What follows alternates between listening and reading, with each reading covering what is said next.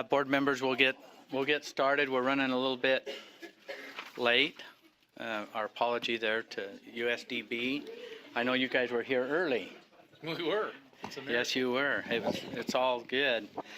Board members, if I can bring to your attention what's on the agenda here. We've got this call to order. We have a quorum. We're good to go. Okay. First item is USDB consent calendar, seeking a motion to approve. Is there any discussions or anything that anyone want to pull anything, or there's just one thing, which is so I'm after a motion. Can we have a motion? Do we have a second? We have the second. All in favor to approve the consent calendar, say aye. Aye. Those opposed? Voting is unanimous.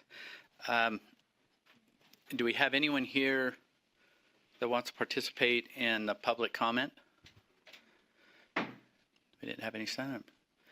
Okay, seeing none, we'll move to the next item, which is monthly budget report. Superintendent, you want to introduce? We have with us Carl Empey today. Did I introduce you already to the board, Carl? Okay, great. So Carl's here, and Carl, I'll just let you take it away. Great, thank you. Good afternoon. On our enrichment fund, we've spent $471,344 year to date, giving us a balance of $973,000, almost $500. So we're in great shape on the enrichment fund. On our budget status report, year-to-date revenues, we show $12,117,165. That actually it needs to be increased. We have our monthly transfer from the state capital that we had not received when we ran the report as of December 19th. But when we add that in, we've got revenues of approximately $15 million, which is, if you look at our budget, 43 would be 42.4%. Expenses year-to-date, $15,237,211, which is 43%. So we're right on target with our revenues and expenses, and everything looks very sound. Be open to any questions. Questions from board members? I'm seeing in. I've got a question for you. This is what, month number 2. How is that working? And I know you're working a little bit with Deputy Superintendent Scott Jones and staff. Are we on the tail end of the learning curve, or are we still in the middle of it?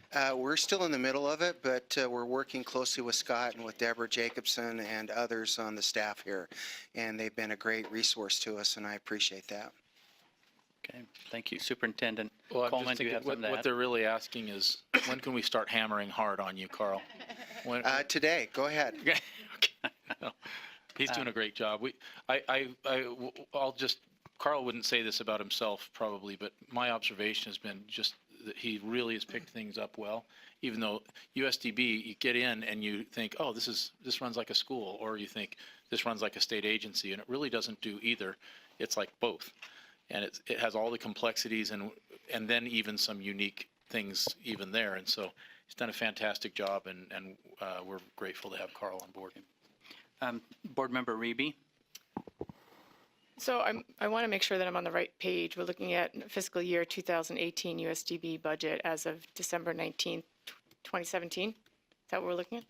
So I see that sales of goods is 162%, and then also classroom supplies are 120%, and then we have 133% for education salary adjustment, and then land trust. I always get a little nervous when I see things going above 100%. So how are we going to rectify that?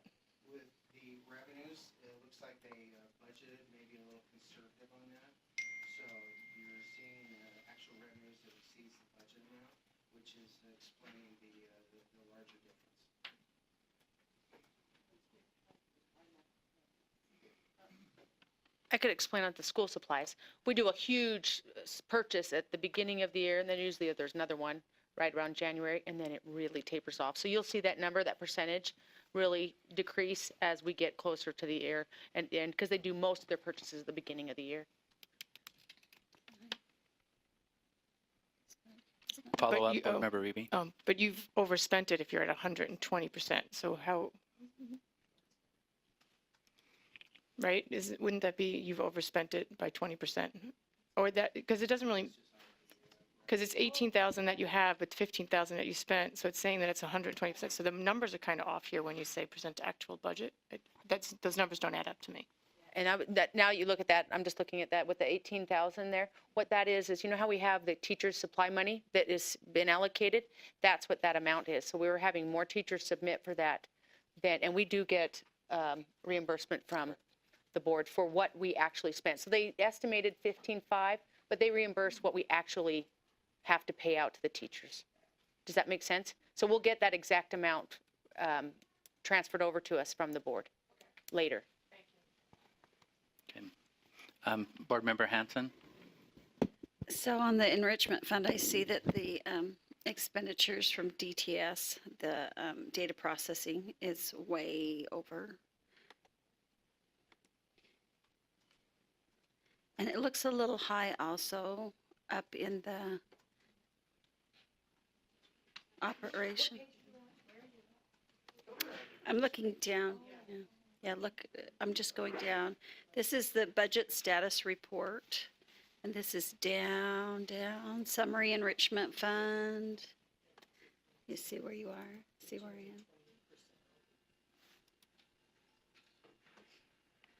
am? So my comment on this is that, I work for a state agency as well. And so our data processing expenses went really high as well. And so I asked them for an itemization. It took a while to get it. And then I found that there were things on there they were billing us for that we really didn't have. So if you don't have that itemization from DTS, you might want to get it and just double check and make sure that everything on there is what you really have.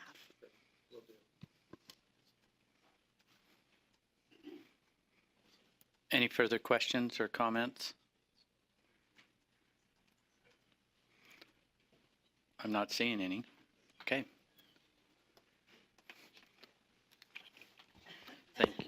Thank you.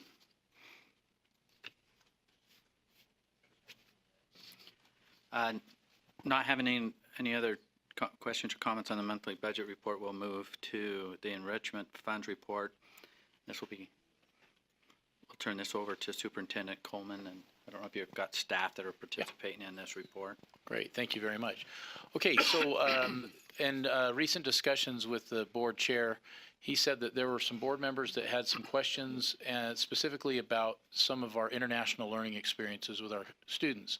Our advisory council last fall around Thanksgiving time had some similar questions, and so what we thought we'd do is we've prepared a slide deck here, which we will be sending to you.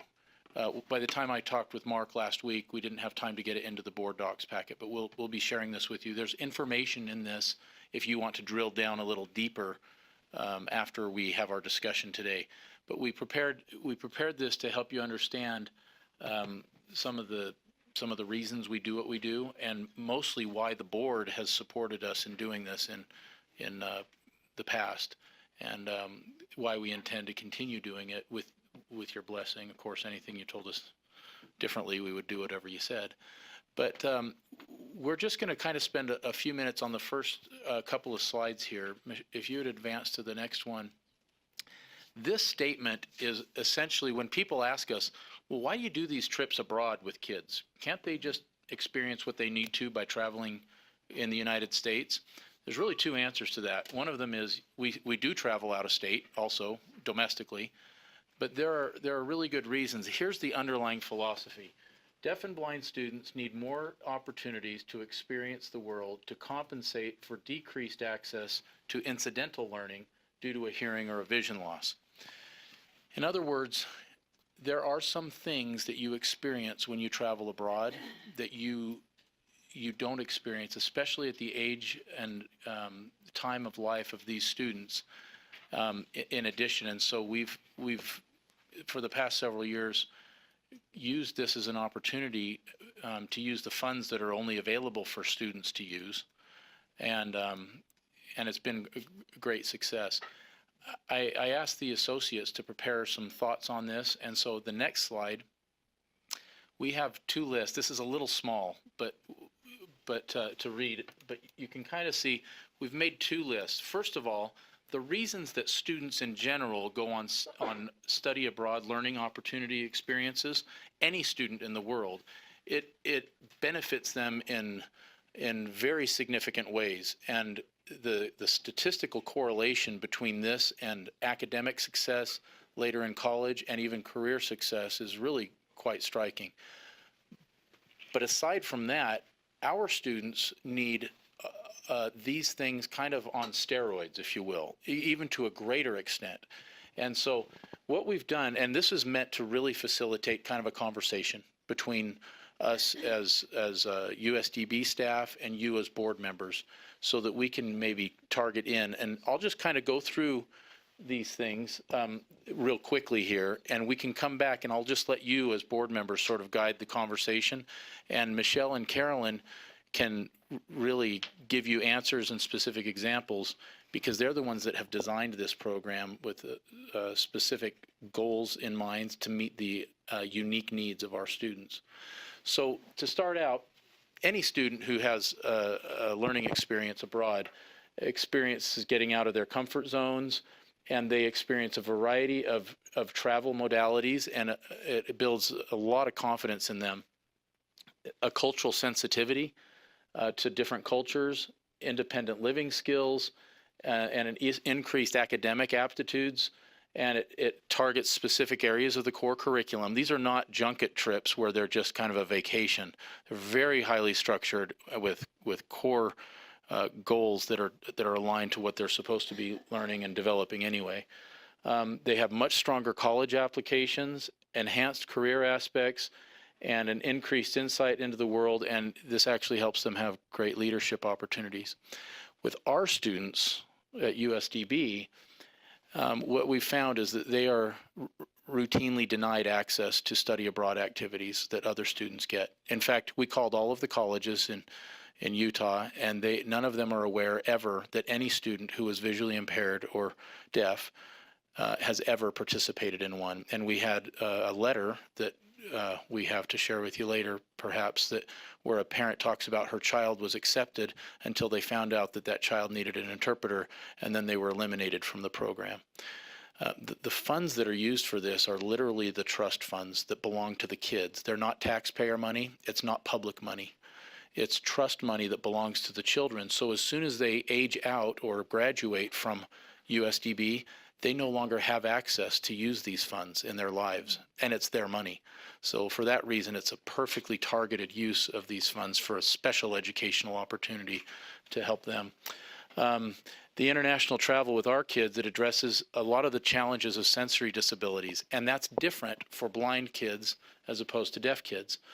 Whereas blind students, the things they're working on specifically are self-advocacy, confidence, and being bold and getting out there and learning about the world, independence. Deaf kids actually have slightly different needs, and I'm oversimplifying this, but their needs are more learning to create relationships with people who are different than them. One of the key aspects that I've learned since being at USDB is that blindness separates you from things, but deafness separates you from people. And we're talking about people here who have literally grown up as strangers in their own families in many cases. I would even say in most cases when they're deaf. And so those needs are both equally as important, but they're very different depending on which school they come out of. Our students, the blind students, have actual teaching opportunities, which Carolyn will describe in a few minutes, where they go and they teach other students from other cultures. Academic core things, not just the cultural part, but everything. They collaborate with other schools, and they meet other students with similar disabilities to them. And so they get to see them outside of their small group of kids in Utah. And then, I skipped a couple here. It targets every area of the expanded core curriculum, which is a specialized curriculum that we have. And we've become a model for other schools to follow. We were one of the first, even though lots of regular schools do these things, we were the first specialized school for deaf or blind that did this. And now other schools have taken our model and copied it and are having tremendous success with it. And then we have some slides with additional thought. If you notice some of these underlines, when you get your slides, you'll be able to click on that and drive right to the documents that give lots of detail on each one of these aspects. So if we don't have time for a discussion on everything, you'll have plenty of time to look into it on your own, and we'd be happy to work with you individually if you have additional questions.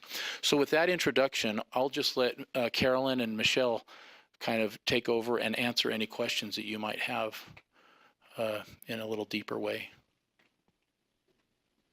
Well, sorry, I have a little bit of a hoarse voice, so forgive me, but I just wanted to let you know that 2 years ago, we took a couple of students to Ireland for an exchange study abroad program, and it was the first that we have ever done. And during that course of developing the program, which again has never been done before, they actually Skyped with the Irish kids in order to put together the programs that they participated in. So not only were they Skyping and building those collaborative relationships with the kids even before they went, they designed the program. And so the student leadership opportunities that came from just that one experience actually changed those lives of those kids. We had, when we finished the exchange program, we came back and reported to our advisory council. And during that time frame, the one young lady that we took with us, in fact, I was a little terrified that she went on the program because I thought she'll never speak to anybody because she's so shy and so withdrawn. When she came back, she literally was in tears with the advisory council. Said, this program changed my life. I realized I could do things that I could never do because I'm blind. And being with these other kids on this experience and this student leadership opportunity, she said, changed my life. And she has been an advocate with other kids on this program to go to Australia to say, you have to go. It is the most wonderful experience because you get so many opportunities to travel outside of your comfort zone. And again, as Joel so well represented, these kids don't get those kind of opportunities. They're usually discouraged from participating. Michelle has a wonderful letter. I hope that we have time to read that. But for our kids too, it's like, well, you know, we don't have things in Braille, or we don't have access, or do you need somebody to lead you around? Or, you know, is such a discouraging thing for our kids that they never have opportunities to use this type of money to branch out and really discover who they are and what they're capable of doing. And so just going to Ireland, I was so excited. We didn't do an international trip last year, but this year, going to Australia, again, we're Skyping with both Sydney and Adelaide with their students and designing programs. They're in the classrooms, they're mentoring kids, they're designing activities and outings with families and with students and planning those. So the opportunities are endless to build that self-confidence and to build their self-determination skills. So many of the areas of our specially designed expanded core curriculum program, it hits every targeted area. And so it's pretty a phenomenal experience for these kids. I am going to take just a moment and just read just really quick. Our kids had to apply to the program. When we went to Ireland 2 years ago, we had 4 kids that applied. A little disappointed about the numbers. This year we had 11. Financially, we knew we couldn't do it, take them all. So they had to apply. They had to meet certain criteria to come. They had to write a personal essay. They had to have a letter of recommendation from their school counselors, from a personal friend or someone who could provide a recommendation. And then they had to go in front of a selection committee and present their essays and why this trip would make a difference in their lives. And this is just a short snippet out of this one essay. This young lady says, can you say Australia? The impact this trip will have on me will be phenomenal in my life. Not only will I learn how to properly say good day, mate, but I anticipate learning about different styles of education, especially regarding the ECC, the Expanded Core Curriculum. It would give me an opportunity to totally immerse myself in another culture. This is something that I love, but I don't feel I get enough in my small community. I'm looking forward to finding new interests, forming lifelong friendships, and making gains in personal development. What a great life experience this would be. It will change my life. And we're happy to share all of their personal essays with you. I think they would be totally enlightening for you. But, you know, we look at the opportunities or the limited opportunities that our kids have. And to be going out into a study abroad program to learn about different travel modalities, different ways of navigating with their white cane travel, being blind, self-advocating, asking for help, will be a significant experience in these kids' lives. And having this money that is dedicated to benefit students statewide is, you know, we have outreach students that we provide easy access to our programs. They are, most of our kids that are going are outreach students. So I'll let Michelle share a little bit about her program as well, and then you can ask either one of us some questions if you And can I just clarify the term outreach? What that means is they're not USDB students. They're students in the other school districts in the state, and that mostly go with your with the blind. group, right? All right. So last year, our students went to Thailand. And so I have experience, I could do a whole slide on the Thailand, but I had lots of students send me what it is that they felt they learned the most from there. They learned about other cultures. One of the things they struggle with often is a communication barrier. One of the things that was interesting in being in Thailand specifically is that they found they weren't at a disadvantage to hearing people, because everybody had a communication barrier when they went out there. And so our students said one of the things that they learned it was easier to communicate with other people that were used to communicating with foreigners who didn't know their language. They also talked about a lot of gratitude. That was an overarching theme. They learned, I mean, because we saw some real destitute cities. They also talked about, you know, the filth in the water, which is where, by the way, we used for our transportation. And they saw the urinals, the different things. They had all sorts of examples of the benefits of learning out there. When we do our trips on the School for the Deaf, we partner with what's called Hands-On Travel. Hands-On Travel is a travel agency designed specifically for deaf students. And so the whole entire trips are designed around, the guides are deaf themselves, and they do there is no interpretation that we need. We don't go into any place where they need interpretation. Everything is done through the guides, direct communication, which is something my students really value, because oftentimes even though there may be a board that they're listening to, it all comes down through one person. And so it's really nice when they take a trip where they can communicate with the other people on the trip and communicate directly with the tour guides. It was a remarkable experience for all of them, and a lot of them, they wrote letters to me saying how much it had changed their lives, and how one girl said, you know, I never knew I could do it, and to go out of the country, you know, gained her a lot of confidence. Because, like, for example, when we went through customs, which we did several times for long hours, they had to navigate that on their own. I mean, we were there to support so that nobody gets, you know, lost in Japan. But they did it mostly on their own and learned a lot of different things going through that experience. I do have a letter that I received from a parent. It's about this trip. It's a parent of a student who's in the outreach. So this is a student that's in one of the other settings in the school and then has an interpreter. And she wrote this knowing that I would be able to share it. She's Michelle. Joshua was invited by his school's National Honor Society to go on a service trip for a week during spring break to the Dominican Republic. The sponsoring teacher really talked it up, and it sounded like a great opportunity. He was very excited about it, and we agreed he could go. And there was to be some fundraising work needed. But when we asked for an interpreter, no one would take the responsibility, because they'd partnered with another group. No one would take the responsibility, and it was a huge disappointment for him to not be able to go. He is deaf and would not be able to enjoy the service projects with the school there on the island and the planned sightseeing without an interpreter. We were all discouraged, but did not want to go the route of getting a lawyer and suing anyone. Not long after that disappointment, Joshua was invited to go on a trip to Italy with USDB, and it seems the answer to our prayers. It was during spring break also, and he will be with people who know and use ASL and provide him with that cultural experience of traveling abroad and meeting other deaf students in another country. He is thrilled and really looking forward to it. We as his parents are grateful USDB is doing this trip to Italy, because clearly discrimination still exists for deaf students, as he was only just barely rejected from going on a school trip he initially was invited to attend due to his deafness and need for ASL interpretation to equally experience the foreign adventure.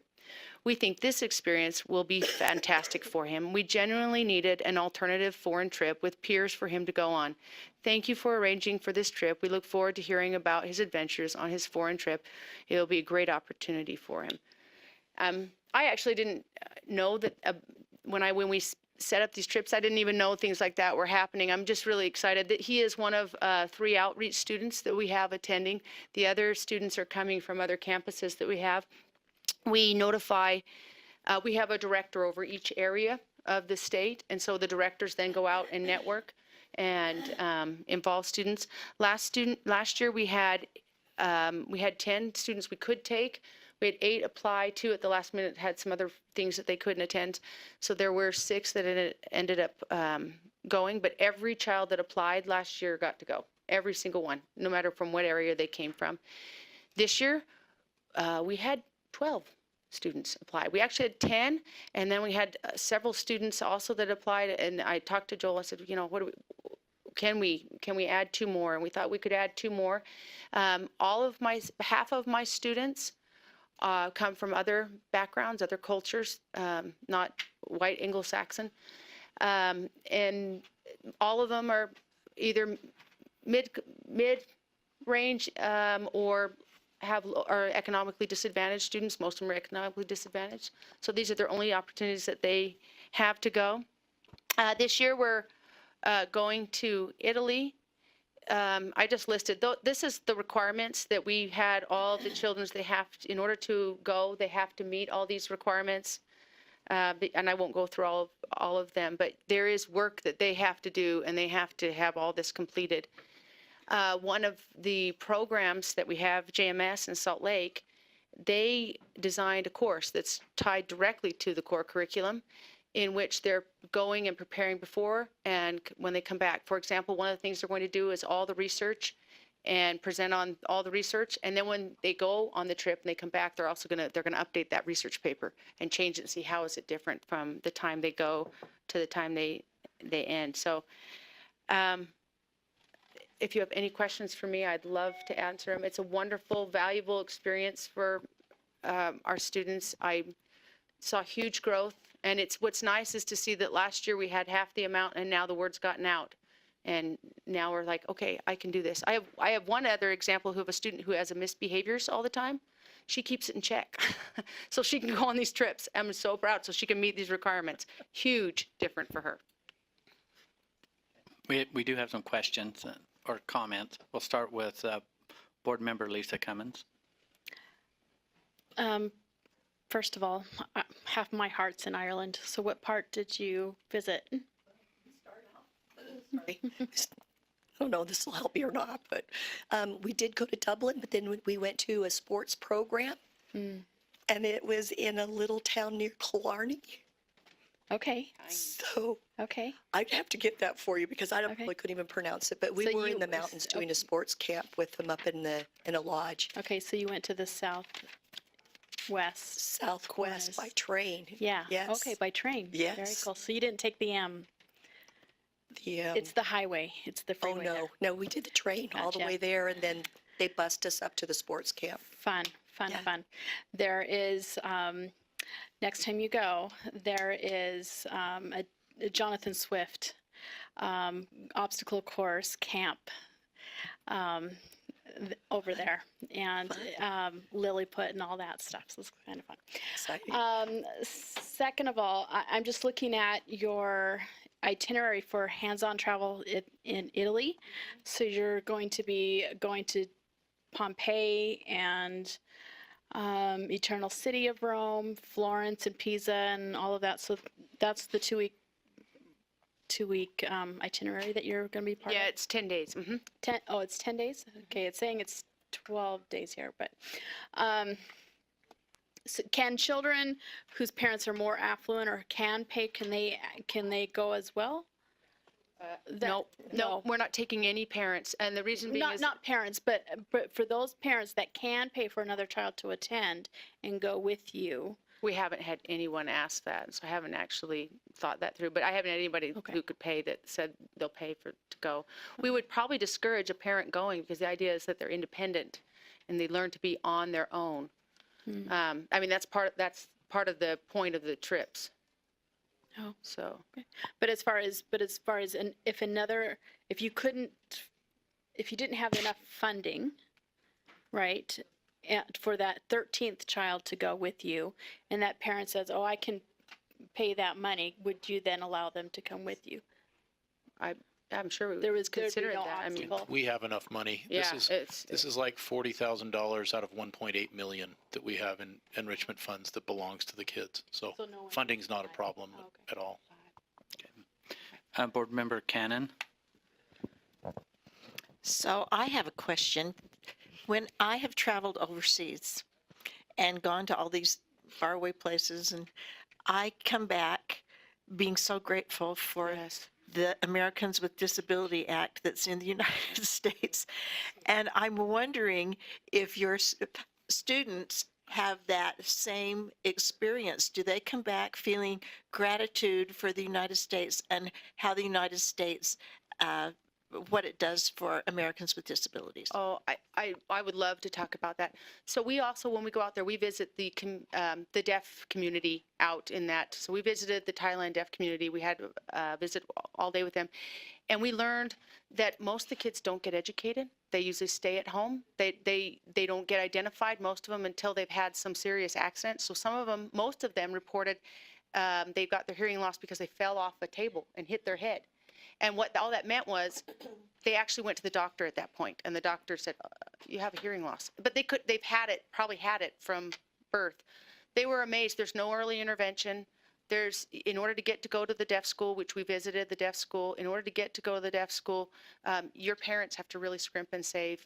And then there's some that the state takes control over, and they're wards of the state that actually live there. But it was amazing to them and to what they have here. And the kids talked about that. There's no ramps. If you were, there's no ramps. They noticed, the children noticed that you'd have to climb large stairs to get to things. There was no such thing as an interpreter. The deaf community talked about that. So, Yeah, terrible bathrooms. Oh, that's what I was talking about. and just for the, Ireland is a much more advanced country, obviously, than Thailand, but very significant between the kids' conversations, which was interesting to hear them talk. It was orientation mobility, which is, a recognized, service-related service under IDEA. Those kids got maybe 2 visits a year from an orientation mobility specialist. Our kids get maybe 1 a week, sometimes, at least twice a month, those type of things. And they're going, wow. But what was remarkable is it showed in their travel abilities. The kids did not have the same type of travel freedom that our kids do because of that powerful instructional model that the United States has under IDEA. So yeah, some very significant things that just jumped out at you while you were visiting. Okay. Board Member Bolter? Mine's more of a statement. I've always loved study abroad programs, and I'm really glad that Superintendent Coleman touched on why you guys do one, because I was wondering how come the deaf and blind students didn't just go with all the other students from the public schools. So I'm really grateful that you broke that down, and thank you for providing this opportunity for these students to also experience something like this. And to help develop their leadership skills, and they can only learn that from good leadership. So thank you. Board Member Belknap? Thank you, Chair. You were talking and you said that the students apply for this. How do all of the students know they can apply? Well, for us, we send it out statewide. We have a vision distribution listserv. It goes to every teacher of the visually impaired in the state, whether they're USDB teachers or not. So the whole advertisement, in fact, if you go through this power slides, we gave you an example of Ireland, how we disseminated. That information goes out on the listserv. It goes through teachers. It goes through the school districts. So every district, every student who has a vision impairment has that application in hand. So it does go out. Yeah. Well, at least we hope it disseminates. Okay. It's on the listserv, which is via the internet. So I unless know, they- but does it disseminate to every kid? That would be my question. And then the other one, who chooses what adults go, what leadership from the school go, and how do you decide who goes at different times? We select one male and one female to go on our trips, and it's usually, and in fact, it has always been from the administration. One of the logics behind that is that we have the authority to act if something happens while they're out there, and the responsibility to take care of them. The other thing is too, is we have students from all programs, and so not one different area is highlighted. It's a whole, it's not like a typical school. You know, we have some kids in the outreach, we have kids from Ogden, we have kids from Salt Lake. And so the idea is that we make sure we cover, so we have authority to cover all those students. And so, and then one male, one female, just because of the nature of it being, what we learned that was very important last year in Thailand. So I will say that for us, our expanded core curriculum coordinator is the one who always goes, and her staff employee. And then I have gone on the Ireland trip, and I plan on going on the Australian trip too, as the administrator, to effect in case something happens to those kids. Can I make a comment on that too? Both of the associates were very sensitive a couple years ago about not making it look like they're getting to go just for a trip for work, but I actually insisted that each of them go so that they had that authority to act in behalf of USDB while we were overseas in case anyone needed someone with real authority. I've gone on trips with kids. Okay. Is it Board Member Reby or, okay, Board Member Reby? So because the people on your advisory board do have some of their own challenges, we didn't get to hear what their concerns were. So I was wondering, have their concerns been addressed about their trip, this trip? That's, when we ended that meeting, we didn't get to hear what their concerns were. And so I was kind of wondering what their concerns were about this trip. Maybe Superintendent, Oh. can you? Oh. Your question is, what were their concerns back at that time? Yeah, because they were the ones, from my understanding, they were supposed to be the people that were okaying the budget, and they had concerns about the budget, and we had agreed upon the budget, but they had not agreed upon that budget. So that's where Okay. my concern is. And then we reached out, just to give you background on this, we reached out to the chair Uh-huh. and invited her to, even in the meeting, in their last meeting that I actually attended and did a little training on their duty and responsibilities. Do you have any additional concerns? Are your concerns all resolved? And the answer was, we don't have additional concerns. And even in our last USDB meeting, which was a month ago, the same question was asked. So the person that we need to ask is probably Chris again, who asked, she shot me her husband has a surgery today and couldn't make that. So I think that would be the appropriate person to ask, do you have any additional concerns or any unresolved concerns? Instead of having these guys speak for them, unless you have something you want to talk about. The main two that they expressed in the meeting were, number one, our teachers said, well, isn't it possible that this money could be better used elsewhere? And I think that just came from a fundamental misunderstanding of the source of the funds. It can't be used for our operations or anything. It has to be used for kids, and there's almost no limit to this money that we're looking for ways to enhance their education without spending this on operations or that. And the other concern they had was, is this accessible to students outside of USDB students, and how are we getting the word out to them? And I think because some of them weren't in that loop, they didn't realize how hard we'd worked to get the water to the end of the row and let people know. And so those were the two main that they expressed to us in their meeting. Follow up. So what percentage of your whole population gets to go on this trip?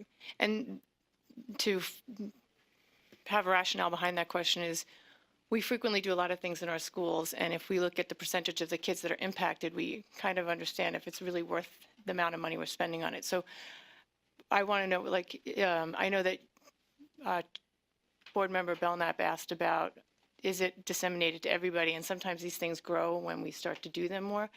But what percentage of your kids have actually gone on these trips? I can tell you the numbers. For me, we have limited to be a junior and senior trip, so they have to be juniors or seniors.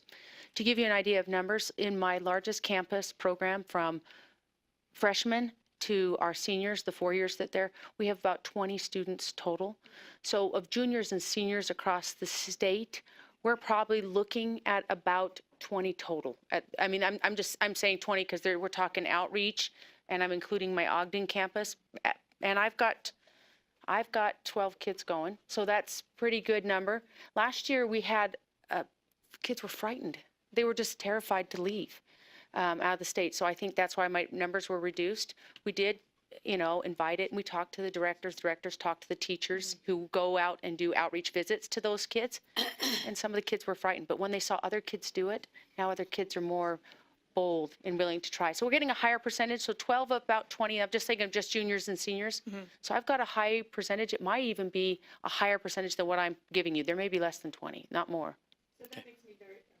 That makes me excited because when you said 12 and I thought of all the students, I'm like, wow, that's not a high percentage. So I'm really glad you clarified that. We have a set number and a high percentage of those kids are going.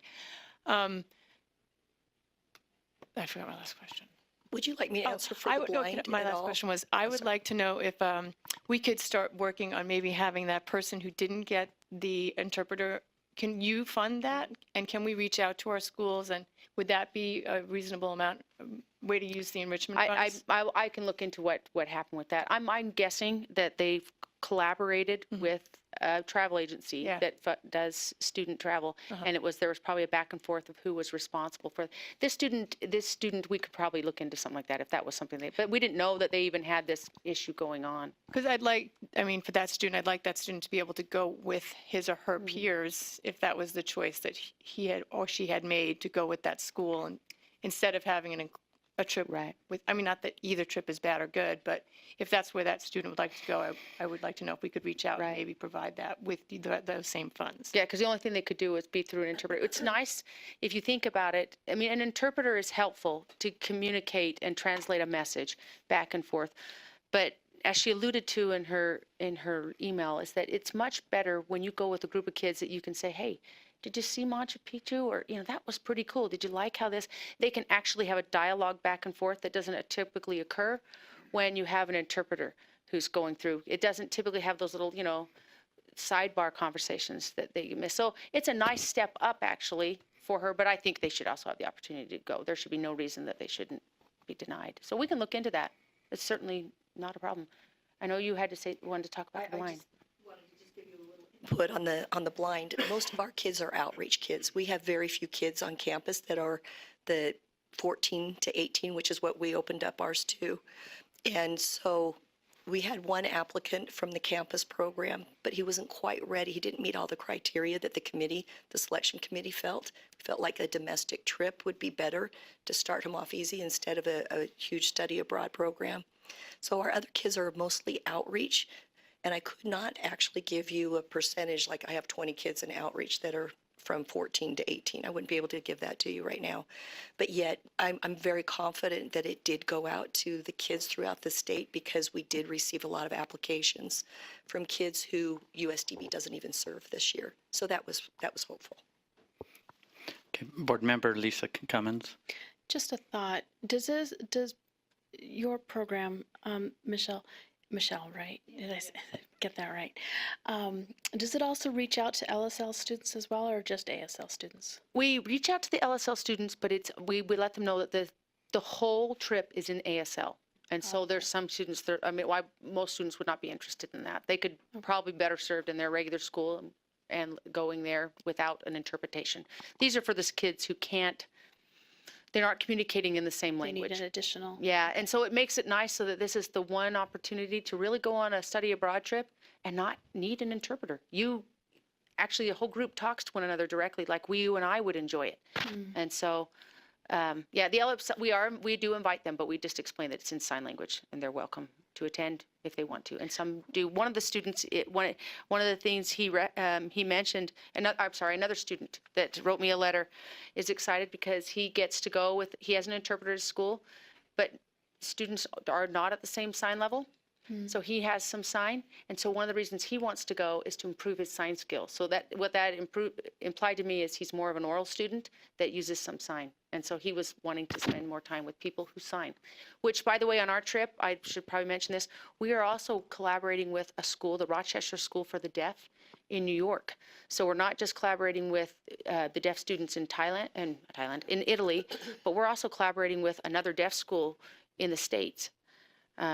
And working with them. So they get to spend the whole time with them as well, kind of dialoguing from that and creating friendships in the United States, even though they're out of this country.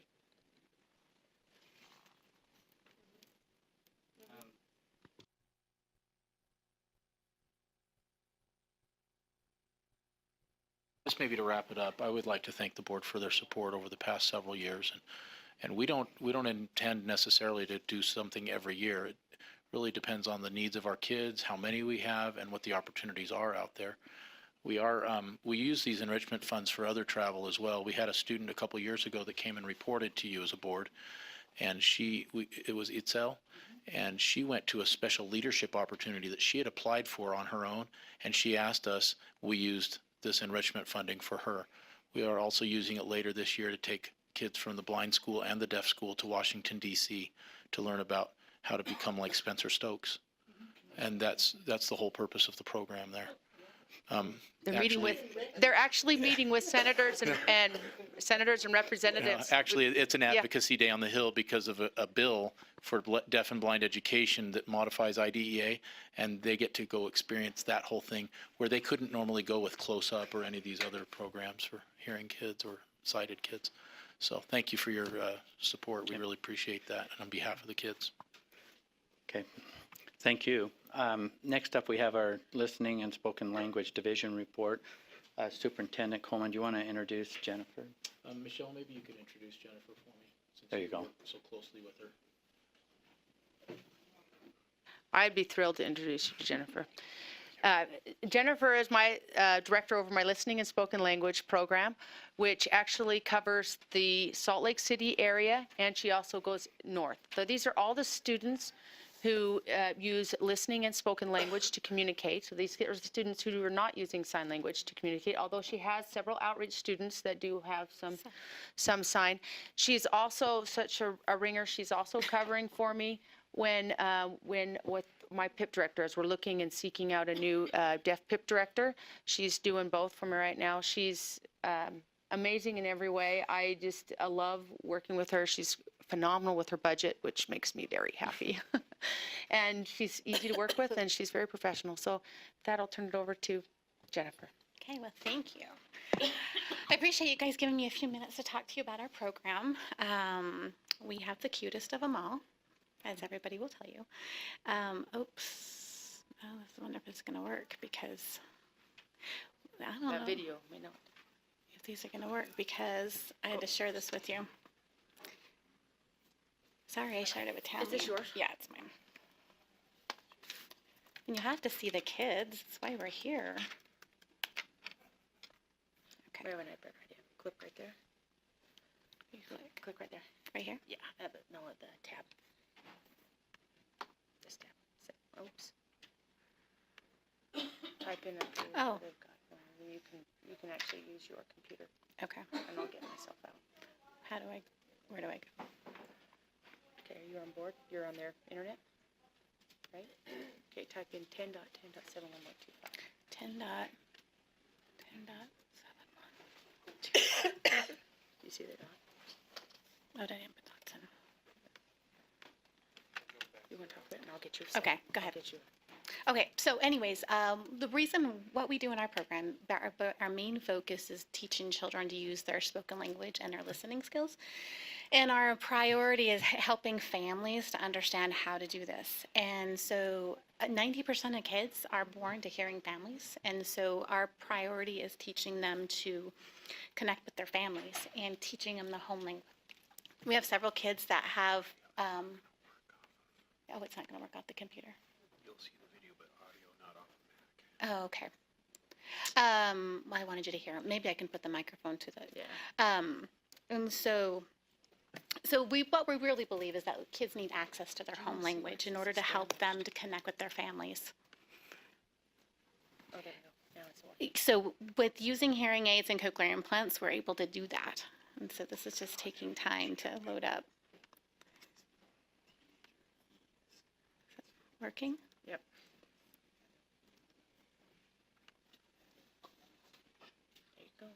Okay, cool. There we go. Perfect, thank you.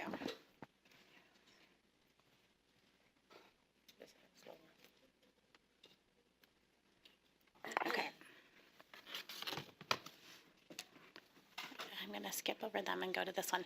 So that's what I was just talking about. So our goal is connecting children with their families through their home language and their neighborhood communities. 90% of our kids are born to hearing families, and so we want them to have access to their families. And so this is my little friend Jordy. And we asked one of his teachers, asked him why he likes his cochlear implants. And so this is what I wanted to let you hear him say. Oops, I went to the wrong button. Hi, Hi, what's your name? Jordy. What are you wearing on your ears, Jordy? Cochlears. Why do you wear those? Because I hear. Because you hear? Mhm. What else do they help you do? Talk. Do you like to talk? Mhm. Who do you talk to? Jack. You talk to Jack? Mhm. Who's Jack? Jack is my favorite friend.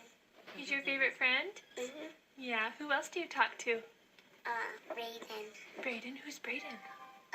He's my favorite friend too. He's your favorite friend. Are those your brothers? Mhm. You can talk to your brothers with your cochlear implants? Yeah. What's on the sound? Because you can hear the sound? Mhm. Yeah, that's so cool. Anyways, he's one of my little 4-year-olds, and he will just be mainstreaming back to his homeschool in Tooele next year. He's on par with his peers, and he's doing great. This is a child whose parents were super involved from day one, cochlear implants at 12 months old, rehab, and he's doing wonderful. So this is what our goal is.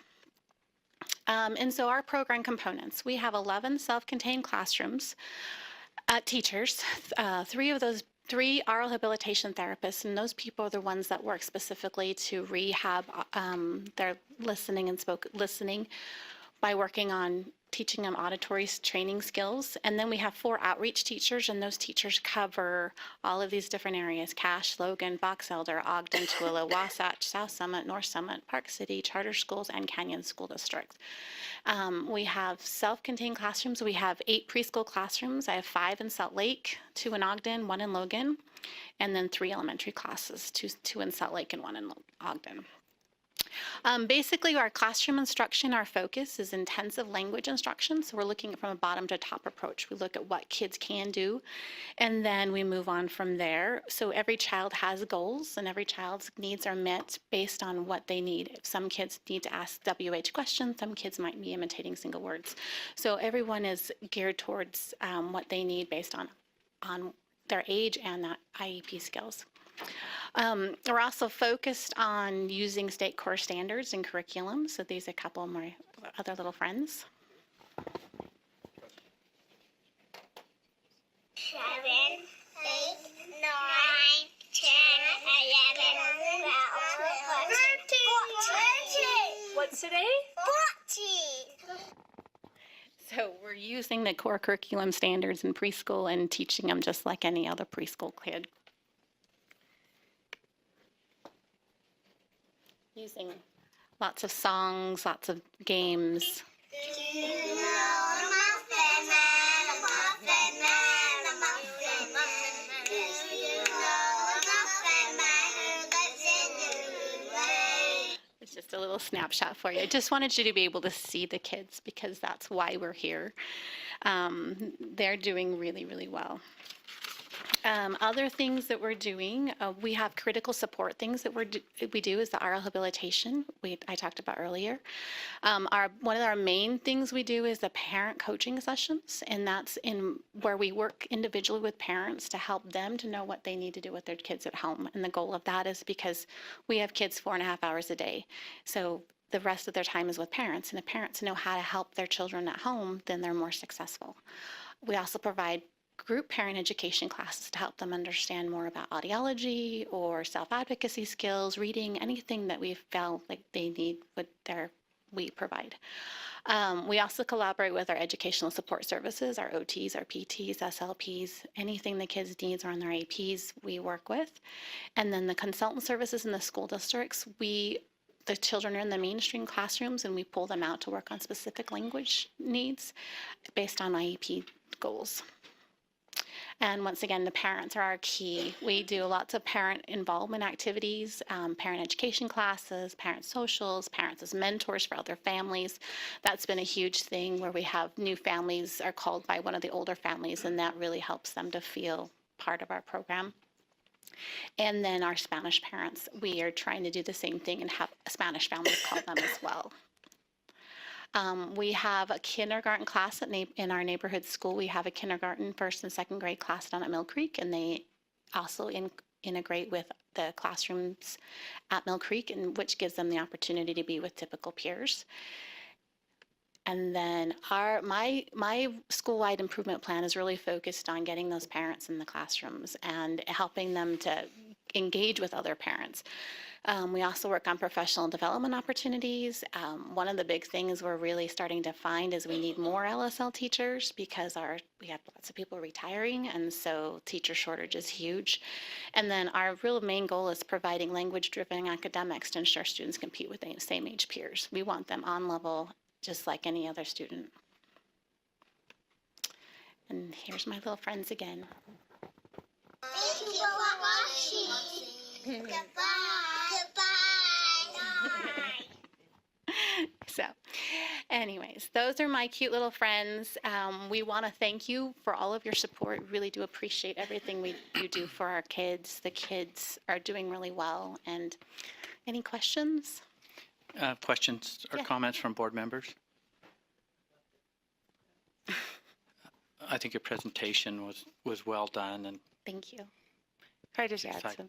go ahead. I just want to, one of the things that's important is at the deaf school, we have lots of different conflicting philosophies and things like that. But it's different for us. At the USDB, we look at it differently. We see students with different needs, and the students in her program are thriving, and they're doing a fantastic job. So we do everything we have in our power to have them be successful that way. And then we have other students that thrive in another way. And so I think it's important when you hear the presentations from the deaf school to understand that every single program is so valuable. The PIP program is essential. The LSL program is pivotal, and we have our ASL English programs and our outreach programs, and they meet a niche for each individual student out there. So, and the LSL program is doing phenomenal. It's true. Thank you. Well, thank you for your time. Next up, we'll have our superintendent's report. So my report today is very brief. Just really, we've been focused on getting ready for the legislative session. As you know, this year we do not have very many requests. The one is our steps and lanes increases for our teachers, which is significant this year because of our new negotiated agreement. It's about double what we normally ask for, and we're excited for that. And I think our teachers are looking forward to it also, from what I've heard. The second thing is just sustainability for our USIME Act for the Braille production. And then there was a recent bill that just came to our attention because your staff brought it to us, looking at if we would be willing to take over the blind or the vision screenings that happen in all schools. As far as right now, just coordinating it on a state level, that happens through the adult division of services for the blind and visually impaired. And I think they were looking at, why do we do this? It probably should be you. And so we said we're willing to facilitate that if the changes are made in the code. And so that's not really one of our priorities, but we're happy to partner and take over that. And it does make sense to us because it gives us access to families that might need some of our professional help in the future as well. So that's my brief report. We're focused on the legislature right now. Any questions for the superintendent? Seeing none, we'll move on to the next item. Have you guys take a look at item 8. I'm seeking a motion to go into executive session to discuss pending or reasonable imminent litigation. Do I have a second? Second. This is a roll call vote. We'll start with Board Member Cannon.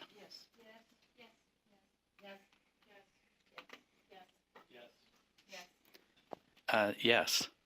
We're going into executive session, so we'll ask our audience to seeking a motion to come out of executive session. We have a motion and a second to vote. All in favor, say aye. Those opposed? Okay, voting is unanimous. Okay, we have the last item is a motion to adjourn on this portion of the USDB meeting. Yes. Motion from Board Member Stowe, second. Have a second. Discussion, not seeing any. All in favor, say aye. Those opposed? Voting was unanimous.